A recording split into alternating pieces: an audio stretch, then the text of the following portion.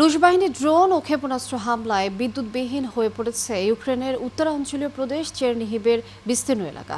এদিকে ইউক্রেন যুদ্ধাবসানের জন্য হাঙ্গেরিতে দ্বিতীয়বার বৈঠকে বসছেন যুক্তরাষ্ট্রের প্রেসিডেন্ট ডোনাল্ড ট্রাম্প এবং রাশিয়ার প্রেসিডেন্ট ভ্লাদিমির পুতিন। অন্যদিকে ইউক্রেনের প্রেসিডেন্ট ভ্লাদিমির জেলেনস্কি বলেছেন, যদি আমন্ত্রণ জানানো হয় তাহলে ট্রাম্প পুতিনের বৈঠকে থাকবেন তিনি। বিস্তারিত মনিরুজ্জামান বাবুর প্রতিবেদনে। ক্রমেই তীব্র হচ্ছে রাশিয়া ইউক্রেনের সামরিক উত্তেজনা। মার্কিন প্রেসিডেন্ট ডোনাল্ড ট্রাম্পের নানামুখী উদ্যোগের মধ্যেও থেমে নেই ইউক্রেন জুড়ে রুশ হামলা। সোমবার রুশ বাহিনীর হামলায় বিদ্যুৎবিহীন হয়ে পড়েছে ইউক্রেনের উত্তরাঞ্চলীয় প্রদেশ চেরনিহিবের বিস্তীর্ণ এলাকা। মেয়র ইউরি ফেমিচেভ এক বার্তায় জানিয়েছেন, রুশ বাহিনীর হামলায় চেরনিহিবের বিদ্যুৎবিহীন এলাকাগুলোতে রিজার্ভ বিদ্যুৎ ব্যবহারের মাধ্যমে পানির প্রবাহ সচল রাখা হয়েছে। জরুরি পরিষেবা বিভাগের কর্মীরা বিদ্যুৎ সরবরাহ স্বাভাবিক করতে ইতিমধ্যে কাজ শুরু করেছেন। প্রতি বছরের মতো এবারও শীতের শুরুতেই ইউক্রেনের বিদ্যুৎ ও জ্বালানি অবকাঠামোই রুশ হামলার মূল লক্ষ্যবস্তুতে পরিণত হয়েছে। এদিকে মার্কিন প্রেসিডেন্ট ডোনাল্ড ট্রাম্প বলেছেন, তার ধারণা যুদ্ধে রাশিয়ার বিরুদ্ধে ইউক্রেন জয় পাবে না।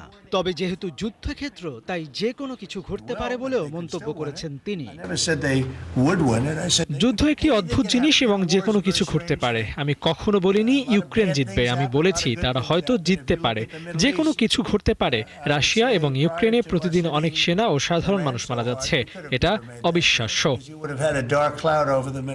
অন্যদিকে ইউক্রেনের প্রেসিডেন্ট জেলেনস্কি বলেছেন, যদি আমন্ত্রণ পান তিনি হাঙ্গেরিতে রাশিয়ার প্রেসিডেন্ট ভ্লাদিমির পুতিন এবং যুক্তরাষ্ট্রের প্রেসিডেন্ট ডোনাল্ড ট্রাম্পের সঙ্গে বৈঠকে যোগ দিতে প্রস্তুত থাকবেন। ট্রাম্প ও পুতিন দুইজনই গত বৃহস্পতিবার জানিয়েছিলেন, তারা ইউক্রেন যুদ্ধ নিয়ে হাঙ্গেরির রাজধানী বুদাপেস্টে বৈঠক করার পরিকল্পনা করছেন। আগামী সপ্তাহে এই বৈঠক হতে পারে। মনিরুজ্জামান বাবু, ৭১। যুক্তরাষ্ট্রে গত জানুয়ারি থেকে প্রায় ৫ লাখ অবৈধ অভিবাসীকে গ্রেপ্তার করা হয়েছে, এমন তথ্য জানিয়েছে যুক্তরাষ্ট্রের স্বরাষ্ট্র নিরাপত্তা বিভাগ। প্রেসিডেন্ট ডোনাল্ড ট্রাম্প এই ধরপাকড়কে তার প্রশাসনের রেকর্ড ভাঙা অভিযান হিসেবে বর্ণনা করেছেন। সংবাদ মাধ্যম টিআরটি ওয়ার্ল্ড বলছে, যুক্তরাষ্ট্রে চলতি বছরের জানুয়ারি থেকে এখন পর্যন্ত 4,80,000-এরও বেশি অনথিভুক্ত অভিবাসীকে আটক করেছে দেশটির ডিপার্টমেন্ট অব হোমল্যান্ড সিকিউরিটি। সোমবার ফ্লোরিডায় এক সংবাদ সম্মেলনে এ তথ্য জানান মার্কিন স্বরাষ্ট্র নিরাপত্তা মন্ত্রী ক্রিস্টি নোয়েম। আটক হওয়াদের মধ্যে 70% বিরুদ্ধে ফৌজদারি অভিযোগ রয়েছে বা তারা অপরাধে দোষী সাব্যস্ত হয়েছেন। অন্যদিকে প্রেসিডেন্ট ট্রাম্প বলেছেন, সহিংস অপরাধ, মাদক রোধ ও শিশুদের সুরক্ষায় অসাধারণ কাজ করছে এফবিআই সহ বিভিন্ন সংস্থা। নিজের শখ পূরণ করতে হোয়াইট হাউসে নতুন বলরুম তৈরি করছেন মার্কিন প্রেসিডেন্ট ডোনাল্ড ট্রাম্প। সংস্কারের অংশ হিসেবে সোমবার হোয়াইট হাউসের ইস্ট উইংয়ের বেশ কিছু অংশ ভেঙে ফেলা হয়। নতুন বলরুমটি 8,000 বর্গমিটারেরও বেশি বিস্তৃত হবে। বলরুমে 999 জনের বসার ব্যবস্থা থাকবে বলে জানিয়েছেন প্রেসিডেন্ট ট্রাম্প। এটি ওয়াশিংটনে আসা বিদেশি রাষ্ট্রপ্রধানদের সম্মানে দেওয়া বিশাল রাষ্ট্রীয় নৈশভোজের আয়োজন করবে। বর্তমানে বড় ধরনের অনুষ্ঠান আয়োজনের জন্য প্রায় হোয়াইট হাউসের প্রাঙ্গণে অস্থায়ী তাঁবু বসাতে হয়। নতুন বলরুম তৈরি হলে তার প্রয়োজন হবে না বলে জানিয়েছে হোয়াইট হাউস। এই প্রকল্পের ব্যয় ধরা হয়েছে $250 মিলিয়ন বেশি। প্রেসিডেন্ট ট্রাম্প জানিয়েছেন, তিনি নিজে ও বেশ কয়েকজন দাতা এ খরচ বহন করবেন। তবে ট্রাম্পের বাইরে কারা এ কাজে অর্থায়ন করবে তাদের নাম প্রকাশ করেনি হোয়াইট হাউস। দ্বিপাক্ষিক বাণিজ্যে ভারসাম্য ফিরিয়ে আনতে চীনের সঙ্গে যুক্তরাষ্ট্রের একটি ন্যায়সঙ্গত চুক্তি করতে চান মার্কিন প্রেসিডেন্ট ডোনাল্ড ট্রাম্প। চীন যদি এই চুক্তিতে রাজি না হয় তাহলে দেশটির উপর 155% রপ্তানি শুল্ক জারি করা হতে পারে, এমন হুমকি দিয়েছেন ট্রাম্প। সোমবার ওয়াশিংটনে হোয়াইট হাউসে অস্ট্রেলিয়ার প্রেসিডেন্ট অ্যান্থনি অ্যালবানিজের সঙ্গে বৈঠকের আগে সাংবাদিকদের ট্রাম্প বলেন, চীনের সঙ্গে একটি ন্যায্য বাণিজ্যিক চুক্তি করতে চায় যুক্তরাষ্ট্র। চীনের প্রেসিডেন্ট শি জিনপিং এক্ষেত্রে সহযোগিতার জন্য এগিয়ে আসবেন বলেও আশা প্রকাশ করেন তিনি। তবে চীন যদি বাণিজ্য সমঝোতায় আগ্রহী না হয় তাহলে চীনা পণ্যের পর 155% শুল্ক আরোপ করা হবে। হয় তারা সমঝোতায় আসবে, নয়তো উচ্চ শুল্ক দিতে বাধ্য থাকবে। বিশ্বের অনেক দেশ যুক্তরাষ্ট্রের কাছ থেকে অন্যায্য ফায়দা লুটছে, এটা বন্ধ করতে হবে। জাপানে নতুন প্রধানমন্ত্রী নির্বাচিত হলেন সানায়ে তাকাইচি। জাপানের প্রথম নারী প্রধানমন্ত্রী হিসেবে দায়িত্ব নিচ্ছেন তিনি। এলডিপির কট্টরপন্থী শাখার সদস্য ৬৪ বছর বয়সী এ রক্ষণশীল ব্যক্তিত্ব জাপানের আয়রন লেডি হিসেবে পরিচিত। মঙ্গলবার জাপানের পার্লামেন্ট দেশের প্রথম নারী প্রধানমন্ত্রী হিসেবে সানায়ে তাকাইচিকে নির্বাচিত করে। ৪৬৫ আসনের নিম্নকক্ষে প্রথম দফার ভোটে তাকাইচি ২৩৭ ভোট পেয়েছেন, যাতে দ্বিতীয় দফার ভোটের প্রয়োজন পড়বে না। ক্ষমতাসীন liberal Democratic party Japan innovation পার্টির সাথে জোটবদ্ধ হয়ে জোট সরকার গঠনের জন্য একটি চুক্তি স্বাক্ষর করার পর তার জয় আসে। তাকাইচি শিগেরো ইশিবার স্থলাভিষিক্ত হলেন। জুলাই মাসে নির্বাচনে লিবারেল ডেমোক্রেটিক পার্টি শোচনীয় পরাজয়ের পর থেকে ৩ মাসের রাজনৈতিক শূন্যতা এবং বিতর্কের অবসান ঘটিয়ে নির্বাচিত হলেন তিনি। মাদাগাস্কারের নতুন প্রেসিডেন্ট কর্নেল মাইকেল রান্ট্রিয়ানিরিনা দেশটির নতুন প্রধানমন্ত্রীর নাম ঘোষণা করেছেন। সোমবার দেশটির ব্যবসায়ী ও পরামর্শক হেরিন সালামা রাজাওনারি ভেলোকে নতুন প্রধানমন্ত্রী হিসেবে নিযুক্ত করেছেন তিনি। এ বিষয়ে প্রেসিডেন্ট রান্ট্রিয়ানিরিনা বলেন, রাজাওনারি ভিলোর অভিজ্ঞতা এবং তাদের সঙ্গে কাজ করা আন্তর্জাতিক সংস্থাগুলির সঙ্গে ঘনিষ্ঠ সম্পর্কের কারণেই তাকে প্রধানমন্ত্রী হিসেবে বেছে নেওয়া হয়েছে। সেনা কর্মকর্তা রান্ট্রিয়ানিরিনা গত শুক্রবার দেশটির প্রেসিডেন্ট হিসেবে শপথ নেন। এর কয়েকদিন আগে দেশজুড়ে শুরু হওয়া জেনজি নেতৃত্বাধীন সরকার বিরোধী আন্দোলনে বিক্ষোভকারীদের পক্ষ নেন সামরিক বাহিনীর এই কর্মকর্তা। পরে দেশটির প্রেসিডেন্ট আন্দ্রে রাজোয়েলিনা ফ্রান্সের সামরিক বাহিনীর বিমানে দেশ ছেড়ে পালিয়ে যেতে বাধ্য হন। এদিকে পালিয়ে যাওয়ার পর সংসদ সদস্যদের ভোটে অভিশংসিত হওয়া মাদাগাস্কারের সাবেক প্রেসিডেন্ট আন্দ্রে রাজোয়েলিনা সেনা অভ্যুত্থানের নিন্দা জানিয়েছেন। যুদ্ধবিরতি কার্যকরের পরও গাজায় অবিরাম বিমান হামলা চালিয়ে যাচ্ছে ইসরায়েল। ১০ অক্টোবরের পর থেকে এখন পর্যন্ত ১০০ জন ফিলিস্তিনকে হত্যা করেছে ইসরায়েলি সেনারা। এর মধ্যে আরও এক ইসরায়েলি জিম্মির মরদেহ ফেরত দিয়েছে হামাস। এদিকে আবারও ইসরায়েল সফরে যাচ্ছেন মার্কিন ভাইস প্রেসিডেন্ট জেডি ভান্স, আর তার সাথে আলোচনার জন্য অপেক্ষায় নেতানিয়াহু। এসব কিছুর মধ্যে আশার আলো জ্বালিয়েছে রাফা সীমান্ত দিয়ে গাজায় ঢোকা ত্রাণবহর। আরও জানাচ্ছেন আফসানা শাওন। গাজায় যুদ্ধবিরতির মধ্যেও থেমে নেই ইসরায়েলের হামলা। ১০ অক্টোবরের পর থেকে পর্যন্ত ১০০ ফিলিস্তিনিকে হত্যা করেছে ইসরায়েল। আর হামাসের বিরুদ্ধে যুদ্ধবিরতি চুক্তি লঙ্ঘনের অভিযোগ এনে শুধু রবিবারই গাজায় ১৫৩ টন বোমা ছুড়েছে ইসরায়েলি সামরিক বাহিনী। এদিকে তেল আবিবের ফরেনসিক বিভাগে পৌঁছেছে আরও এক ইসরায়েলি জিম্মির মরদেহ। এ নিয়ে ১৪ জন জিম্মির মরদেহ ফেরত পাঠালো হামাস। তবে এর মধ্যে একজনের মরদেহ জিম্মির ছিল না। অন্যদিকে কমপক্ষে ১৩৫ জন ফিলিস্তিনির মরদেহ ইসরায়েল থেকে ফেরত এসেছে গাজায়। প্রত্যেকটি মরদেহের ব্যাগের ভেতরে পাওয়া নথিতে উল্লেখ ছিল আটক কেন্দ্রের নাম। কেন্দ্রটি নেগেভ মরুভূমিতে অবস্থিত এবং এর বিরুদ্ধে নির্যাতন ও বন্দীদের হত্যার অভিযোগ রয়েছে। গাজায় যুদ্ধবিরতি পুরোপুরি কার্যকরের জন্য ইসরায়েলি প্রধানমন্ত্রী নেতানিয়াহুর সাথে বৈঠক করেছেন যুক্তরাষ্ট্রের প্রতিনিধিরা। আর এই কূটনৈতিক প্রচেষ্টার অংশ হিসেবেই ট্রাম্পের পক্ষ হয়ে মার্কিন vice president JD Vance Israel সফরে গেছেন। আগেই ইসরায়েলি পার্লামেন্ট নেসেটে দেয়া ভাষণে নেতানিয়াহু জানিয়েছেন অধীর আগ্রহে ভ্যান্সের জন্য অপেক্ষা করছেন তিনি। মূলত দুটি বিষয়ে আমাদের মধ্যে আলোচনা হবে। প্রথমত, নিরাপত্তার যে হুমকির মুখোমুখি আমরা হচ্ছি, আর দ্বিতীয়ত যেসব রাজনৈতিক সুবিধা আমরা পাচ্ছি। চ্যালেঞ্জগুলো আমরা মোকাবেলা করব, আর সুযোগগুলোকে কাজে লাগাবো আমরা।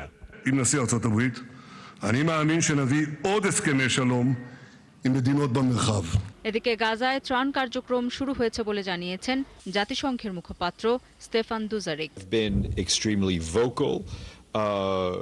সপ্তাহ জুড়েই কারেম শালোম এলাকা থেকে আমরা ত্রাণ সংগ্রহ করব। এর মধ্যে আছে খাবার, পানি, ঔষধ ও জ্বালানি। প্রথমবারের মতো কিসুফিম ক্রসিংয়ে নজরদারির জন্য জাতিসংঘকে অনুমতি দিয়েছে ইসরায়েল। বিষয়টি অবশ্যই ইতিবাচক। অন্যদিকে মিশরের রাফা ক্রসিং দিয়ে গাজায় ঢুকতে শুরু করেছে ত্রাণবহর। যুক্তরাষ্ট্রের চাপের কারণেই মূলত ত্রাণ ঢুকতে পারছে গাজায়। আফসানা শাওন, ৭১। ইরানের সর্বোচ্চ নেতা আয়াতুল্লাহ আলী খামেনি মার্কিন প্রেসিডেন্ট ডোনাল্ড ট্রাম্পের দাবিকে উড়িয়ে দিয়ে বলেছেন, ইরানের পারমাণবিক স্থাপনাগুলো ধ্বংসের দাবি নিছক কল্পনা ছাড়া কিছু নয়। সোমবার নিজের সরকারি ওয়েবসাইটে প্রকাশিত এক বিবৃতিতে খামেনি ট্রাম্পকে উদ্দেশ্য করে বলেছেন, তিনি যেন ইরানের পারমাণবিক স্থাপনা ধ্বংসের স্বপ্নই দেখে যান। তিনি আরও প্রশ্ন তোলেন, একটি দেশের পারমাণবিক শিল্প থাকলে সেটি কি রাখবে আর কি রাখবে না এটা বলার অধিকার যুক্তরাষ্ট্রের প্রেসিডেন্ট কোথা থেকে পান? এর আগে ট্রাম্প সম্প্রতি দাবি করেছিলেন গত জুনে যুক্তরাষ্ট্রের বিমান হামলা ইরানের পারমাণবিক স্থাপনাগুলো ধ্বংস করা হয়েছে। তবে খামেনি স্পষ্টভাবে বলেন এমন কোনো ঘটনা ঘটেনি ও ট্রাম্পের ওই বক্তব্য বাস্তবতার সঙ্গে সম্পূর্ণ অসঙ্গত।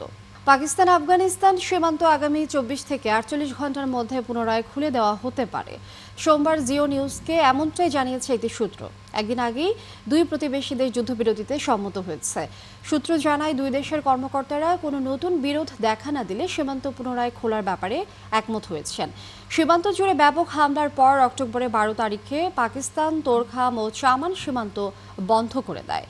সীমান্তে সংঘর্ষ শুরু হয় 11 ও 12 অক্টোবরের রাতের মধ্যে, যখন আফগান তালেবান ও তাদের সহযোগীরা পাকিস্তানের সীমান্ত পোস্টে আক্রমণ চালায়। পাকিস্তানও জবাবে কান্দাহার ও কাবুলে হামলা চালায়। 15 অক্টোবর দুই দেশের মধ্যে 48 ঘন্টার জন্য যুদ্ধবিরতি ঘোষণা করা হয়, যা 17 অক্টোবর আরও 48 ঘন্টা বাড়ানো হয়। পরবর্তীতে দোহায় দুই দেশ তাৎক্ষণিক যুদ্ধবিরতিতে সম্মত হয়। পাকিস্তানের প্রতিরক্ষা মন্ত্রী খাজা মোহাম্মদ আসিফ জানান, দুই পক্ষের পরবর্তী বৈঠক 25 অক্টোবর তুরস্কের ইস্তাম্বুলে অনুষ্ঠিত হবে। পাকিস্তান ও আফগানিস্তানের মধ্যে হঠাৎ উত্তেজনা দেখা দিয়েছে। সম্প্রতি পাল্টাপাল্টি হামলা করেছে একে অন্যের ভূখণ্ডে। হতাহতের ঘটনাও ঘটেছে। অবস্থায় তালেবানের ঘোর সমর্থক পাকিস্তানের সঙ্গে আফগানিস্তান অচিরেই দ্বিপক্ষীয় উষ্ণতায় ফিরে আসবে বা ভুল বোঝাবুঝির একেবারে অবসান হয়ে যাবে সেই সম্ভাবনা কম বলছেন বিশ্লেষকরা। সৃষ্টি ঘটকের রিপোর্টে বিস্তারিত। 2021 সালের আগস্টে যখন পাকিস্তানের সামরিক ও বেসামরিক কর্মকর্তারা কাবুলে তালেবানের ক্ষমতায় প্রত্যাবর্তনকে স্বাগত জানিয়েছিলেন, তখন আফগানিস্তান পাকিস্তান সম্পর্কের এমন নিম্নমুখী পরিস্থিতি কল্পনাও করা কঠিন ছিল। অন্তত তালেবান জামানায় এমন হবে সেটা ভাবা যায়নি। ইসলামাবাদের বিশ্বাস ছিল তালেবান সরকার পাকিস্তানের প্রতি বন্ধুত্বপূর্ণ হবে, কিন্তু সাম্প্রতিক বিবৃতিতে পাকিস্তান সরকার এখন তালেবান সরকারকে একটি শাসন হিসেবে উল্লেখ করছে। তারা হুঁশিয়ারি দিয়েছে, তালেবান তেহরিকি তালেবান পাকিস্তান টিটিপি নামে পরিচিত পাকিস্তানি তালেবানের বিরুদ্ধে ব্যবস্থা নিতে ব্যর্থ হলে আফগান ভূখণ্ডের অভ্যন্তরে হামলা অব্যাহত রাখবে। 2021 সালে আফগানিস্তানে তালেবানের ক্ষমতায় ফেরার পর থেকে পাকিস্তানের নিরাপত্তা বাহিনীর ওপর নজিরবিহীন একের পর এক হামলা হচ্ছে। এর বেশিরভাগ হামলার জন্যই টিটিপিকেই দায়ী করছে পাকিস্তান। বর্তমানে কয়েকটি সংকটে জর্জরিত পাকিস্তান, যেমন খুঁড়িয়ে চলা অর্থনীতি, চিরপ্রতিদ্বন্দ্বী ভারতের সঙ্গে ভূরাজনৈতিক উত্তেজনা এবং সেই সঙ্গে ক্রমবর্ধমান অভ্যন্তরীণ রাজনৈতিক অসন্তোষ ও প্রাকৃতিক দুর্যোগ। অর্থনীতির দুরবস্থার কারণে আফগানরাও ভুগছেন। স্বাস্থ্য ও শিক্ষা পরিষেবার মতো সরকারি খাতের প্রতিষ্ঠানগুলো সম্পূর্ণ ভেঙে পড়ার দ্বারপ্রান্তে। মারাত্মক খাদ্য ঘাটতি ও মানবিক চ্যালেঞ্জের মুখোমুখি হয়ে আফগানরা কষ্ট পাচ্ছেন, কারণ জাতিসংঘ পরিচালিত সাহায্য সংস্থাগুলো তহবিল সংকটে পড়েছে। পাকিস্তানের সঙ্গে দীর্ঘস্থায়ী সংঘাত এসব চ্যালেঞ্জকে আরও গভীর করতে পারে। নিঃসন্দেহে পাকিস্তানের সামরিক বাহিনী অনেক বেশি শক্তিশালী, প্রযুক্তিগতভাবে তাদের উন্নত অস্ত্রশস্ত্র রয়েছে এবং তালেবান সরকারের বিরুদ্ধে যথেষ্ট ভূরাজনৈতিক প্রভাব রয়েছে। অন্যদিকে তালেবান নিজেদের বিজয়ী যুদ্ধে পোড়া খাওয়া যোদ্ধা হিসেবে দেখে থাকে। তারা বিশ্ব পরাশক্তির বিদেশি দখলদারিত্বের বিরুদ্ধে দীর্ঘ ও সফল যুদ্ধ করেছে। তাই এক প্রতিবেশীর চাপিয়ে দেওয়া সম্ভাব্য সংঘাত তাদের জন্য কেবল একটি ছোট মিশন ছাড়া আর কিছু নয়। তা সত্ত্বেও স্থল বেষ্টিত একটি দেশ হিসেবে আফগানিস্তান পাকিস্তানের মধ্য দিয়ে যাওয়া বাণিজ্য রুটের উপর ব্যাপকভাবে নির্ভরশীল, যা চলমান উত্তেজনার কারণে বন্ধ রয়েছে। ফলে উভয় পক্ষের ব্যবসায়ীদের বড় ধরনের ক্ষতি হচ্ছে।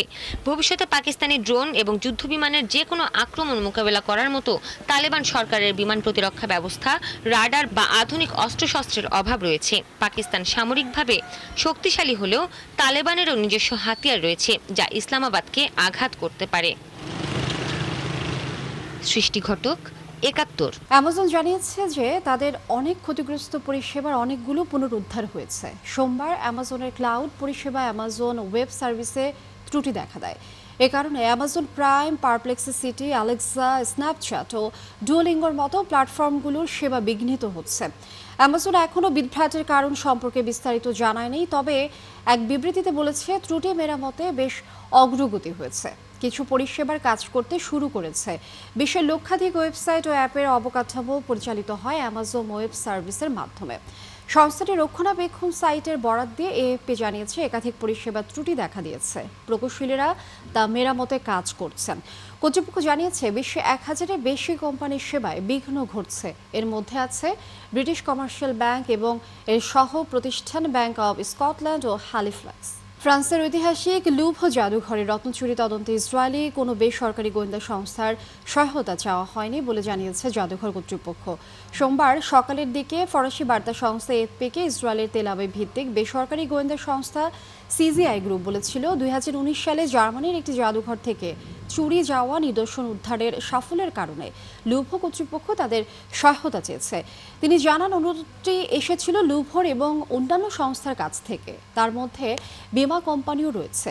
তাদের পক্ষ থেকে কাজ করা এক মধ্যস্থতাকারীর মাধ্যমে অনুরোধ এসেছিল। তবে এই দাবি অস্বীকার করেছেন লুভ্র জাদুঘরের মুখপাত্র। জোর দিয়ে তিনি বলেন কারো সঙ্গে যোগাযোগ করেনি লুভ্র কর্তৃপক্ষ। এ বিষয়ে বিস্তারিত আর কোনো মন্তব্য করতে রাজি হননি তিনি। দর্শক, এই ছিল এখনকার আয়োজনে। বিশ্বের নতুন কিছু খবর নিয়ে আগামীকাল সকাল 9:30টায় আবারও হাজির হবে বিশ্বযোগ। চোখ রাখুন 71-এর ফেসবুক পেজে এবং সাবস্ক্রাইব করুন 71-এর ইউটিউব চ্যানেল। থাকুন 71-এর সাথে।